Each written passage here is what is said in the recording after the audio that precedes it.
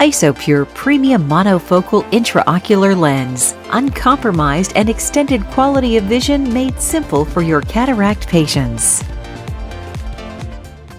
Actually, a slightly positive aspheric cornea, the ISO 2 cornea, which is the one where most patients fit in. Now, please don't ask me to comment on that polynomial function because I'm not a mathematician. That's not my field. Isopure doesn't lose energy through diffraction. It has comparable contrast sensitivity as a monofocal. Polynomial technology. Friends, I'm creating this video because recently I have got questions on the Isopure lens, and as you know from my previous videos, I have actually detailed some of the ways of these lenses actually provide and depth of focus and extended depth of focus, and this you will find in the optics section, guide to extended depth of focus. And I have detailed over here how some of these lenses actually provide depth of focus as far as my understanding is concerned. I have talked about the Ray 1 EMV lens over here. I have also talked about the iHands lens, and now I would like to go into a little detail with the Isopure lens, because Isopure and Impress work on the same way. The Impress was said to have a even order design or an inflection point. The Isopure is also said to have an higher order polynomial design. And what do these companies mean by that? Because they don't actually specify and give you an understanding or give you that detail. So before going into that, I wanted to also draw your attention to this fundamental article. This actually provides you a basic understanding of how these spherical lenses and the aspheric lenses and the free-form lenses actually differ. So in this article I have talked about what is the shape of a spherical lens, and that can be the spherical or aspheric lenses can actually be defined by something as called the conic constant or the conic section, right? The conic constant or the K constant. And based on the K constant, these lenses can take different shapes. They can be parabola shaped, right? A parabola will have zero spherical aberration. It can be a spherical shape. The spherical shape will have a K constant which is 0. These are all sections of a cone. If you take a knife and you cut these two cones facing each other, if you can cut these cones and get this shape. So they're defined by this K conic constants, right? And this is where this K signifies the conic constant, and that actually signifies whether that is a spherical lens or aspheric lens. Now, a freeform lens. What does a freeform lens means? A freeform lens, actually, remember when we talk of conic constant, that lens will be convex in shape or a concave in shape. In IOLs, it is mainly convex in shape, right? So you might have a spherical shape, you might have an aspheric shape. An aspheric shape means what? Which is not spherical in shape, but they will have a constant shape, right? It will not go from a convexity to a concavity. But in a free-form lens, actually, you will have these inflection points over here where you can clearly see that they are turning opposite, right? So from a concavity up or from a convex shape, they're going to a concave shape.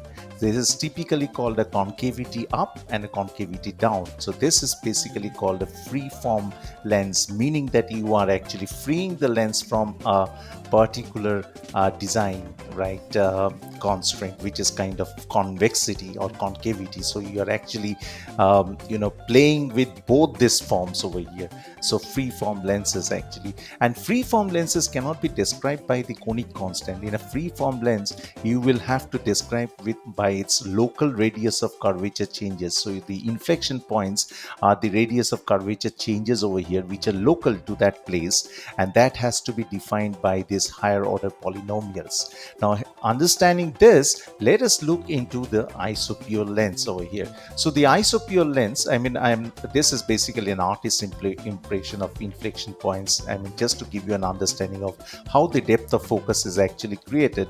So each of this pencil ray of light actually goes through this polynomial, higher order polynomial, created, inflection points. They fall on particular places and provides you the depth of focus. So here actually is the isopure lens, which is based on the polynomial surface design. And if you look into the patent, the US patent over here, you will see this is the anterior curvature and the posterior curvature of the lens, the two sides of the lens, and they are kind of rotational. The curvature variation is complementary. Both the sides actually have the same kind of curvature changes over here. Same kind of curvature changes over here, and these basically, you can see these are the inflection points over here, right, where it is going from a concavity up to a concavity down. So and that actually creates a kind of power profile over here. And you have a description over here from their patent. And I'm not going to read this out. So what it basically means is that the two refractive surfaces has the same complementary curvature changes over here. Same complementary curvature changes, and the power corresponding to the optical axis of the IOL. So if this is the optical axis, the centermost point of the IOL, if this is the optical axis of the IOL, is dedicated to the intermediate focus, right? And that is surrounded by alternative local curvature changes of higher and lower powers. So higher and lower powers, you can read it as inflection points, where it kinds of goes from a convexity to a concavity up. Now, I also like to draw your attention to one of the new studies that has been published over here. This article, this peer-reviewed study is from Lydia and co-authors, and they kind of give you in the central 2 millimeters the power changes of this IOL. So they have zoomed in the central 2 millimeters, 1 millimeter on both sides. So it creates 2 millimeters here, and they have zoomed in and given you the power changes over here. And the power actually greatly differs based on the base curvature of the lens, the nominal power of the lens. For a 10 diopter lens, this is a 20 diopter lens, and this is a 30 diopter lens. So for a 10 diopter lens, and this is the micropure lens, right? This is the micropure standard curvature. And for a 10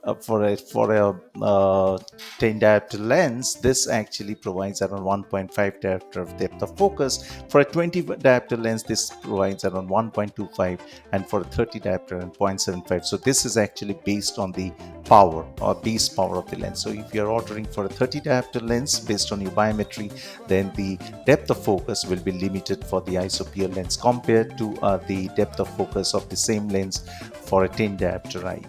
Right? I hope you will find this article interesting. It kind of covers all the IOLs, most of the IOLs that are there in the market, and how they provide the depth of focus. Thank you very much for your patient listening. Keep following quickguide.org and subscribe to my YouTube channel for getting more updates.